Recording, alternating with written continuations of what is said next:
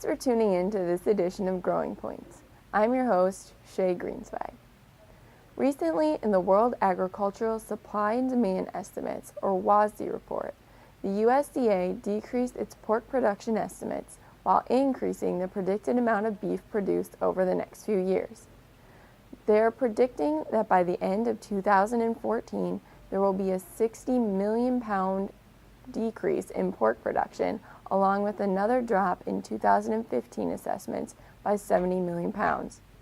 The USDA also changed its midpoint live hog price estimates from $78 per hundredweight to $80. Beef, on the other hand, had prices consistent with original estimates, somewhere between $145 and $157 per hundredweight forecasted for 2015 fed steers.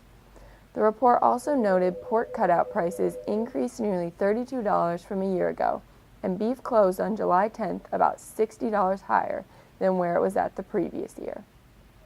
Both pork and beef exports were up in May and June, slightly increased from the previous year, with major upturns being sent to Mexico, South Korea, and Hong Kong. May saw pork exports over 8% from a year ago, and beef exports increased by 3.7%.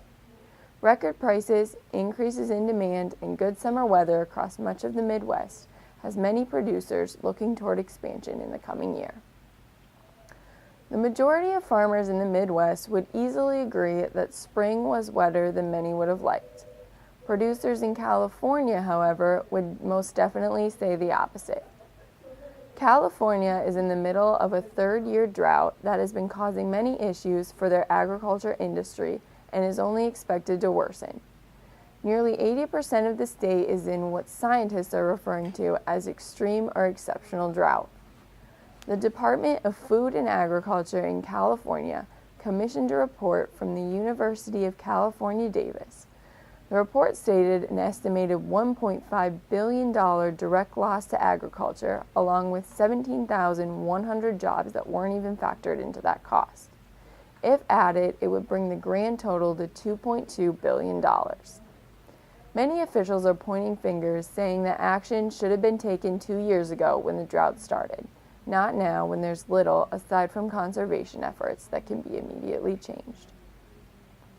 For years, expected progeny differences, or EPDs, have been used to help producers make better breeding decisions, especially when considering factors such as calving ease and carcass quality. A new study by South Dakota State University examining how overall health decisions in beef cattle can be affected by better examining genetic information. Warren Rush, cow-calf specialist at SDSU, has been researching how genetics can play a role in reducing bovine respiratory disease, or BRD, which is a leading cause of death for many feedlot cattle. This complex causes the beef industry an estimated $80 million each year when treatment and carcass values are considered. Rush's team is using genetic selection to reduce and screen for incidences of BRD.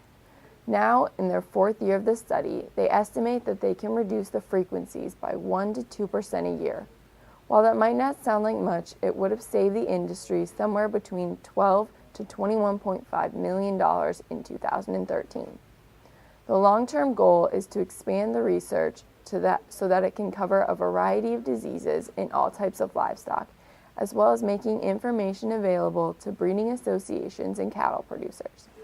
The hope is that this technology can be incorporated into EPDs or other selection guides. Thank you for watching this episode of Growing Points. To see previous episodes and get notifications about the most current ones, make sure that you subscribe to our YouTube channel below.